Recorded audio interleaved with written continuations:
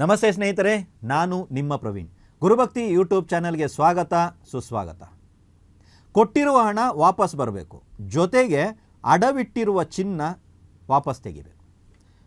ಇದೇನು ಸರ್ ಇದು ಸಪ್ರೇಟ್ ಪರಿಹಾರನ ಅಂದರೆ ಅಲ್ಲವೇ ಅಲ್ಲ ಸ್ನೇಹಿತರೆ, ಇದೆರಡು ಒಂದೇ ಪರಿಹಾರ. ಯಾಕೆ ಹೇಳ್ತಾ ಇದ್ದೀನಿ ಅಂತ ಹೇಳಿದ್ರೆ, ನೋಡಿ, ಒಂದು ಕಡೆ ನಾವು ಒಡವೆನ ಅಡ ಇಟ್ಟಿರ್ತೀವಿ, ಅದೇ ಮನೆಯಲ್ಲಿ ಯಾವುದಾದ್ರೂ ವ್ಯಕ್ತಿ ಅಥವಾ ಅದೇ ವ್ಯಕ್ತಿ ಯಾರಿಗಾದ್ರು ದುಡ್ಡು ಕೊಟ್ಟು ಸಿಕ್ಕಾಕೊಂಡಿರ್ತಾನೆ.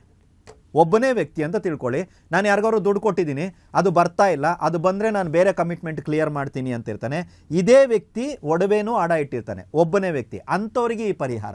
ಪ್ರತಿ ಸಲ ನನ್ನ ಪರಿಹಾರಗಳನ್ನ ನೋಡುವಾಗ ದಯವಿಟ್ಟು ನಾನು ವಿಡಿಯೋದಲ್ಲಿ ಏನು ಹೇಳ್ತೀನಿ ಅನ್ನೋದನ್ನು ಕ್ಲೀನಾಗಿ ಕೇಳಿಸ್ಕೊಳ್ಳಿ.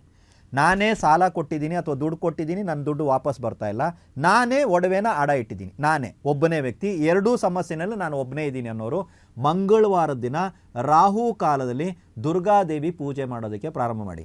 ದೇವಸ್ಥಾನಕ್ಕೆ ಹೋಗಿ ಪೂಜೆ ಮಾಡ್ತೀರಾ, ಮಾಡ್ಕೊಳ್ಳಿ. ಮನೆಯಲ್ಲಿ ಕೂತ್ಕೊಂಡು ಪೂಜೆ ಮಾಡ್ತೀರಾ, ಮಾಡ್ಕೊಳ್ಳಿ. ಓಂ ದುಮ್ ದುರ್ಗಾಯ ನಮಃ ಅನ್ನುವಂಥ ಮಂತ್ರ ಜಪ ಮಾಡ್ತೀರಾ, ಮಾಡ್ಕೊಳ್ಳಿ. ಮಂಗಳವಾರ ರಾಹು ಕಾಲ, ದುರ್ಗಾ ಅಷ್ಟೋತ್ತರ, ದುರ್ಗಾ ಶತನಾಮಾವಳಿ, ದುರ್ಗಾ ಸಹಸ್ರನಾಮ, ದುರ್ಗಾ ಸಪ್ತಶತಿ, ನನಗೆ ಗೊತ್ತಿಲ್ಲ, ದುರ್ಗೆಗೆ ಸಂಬಂಧಪಟ್ಟಿದ್ದು ಮಂಗಳವಾರದ ದಿನ ರಾಹು ಕಾಲದಲ್ಲಿ ಮಾಡಿ ನೋಡಿ.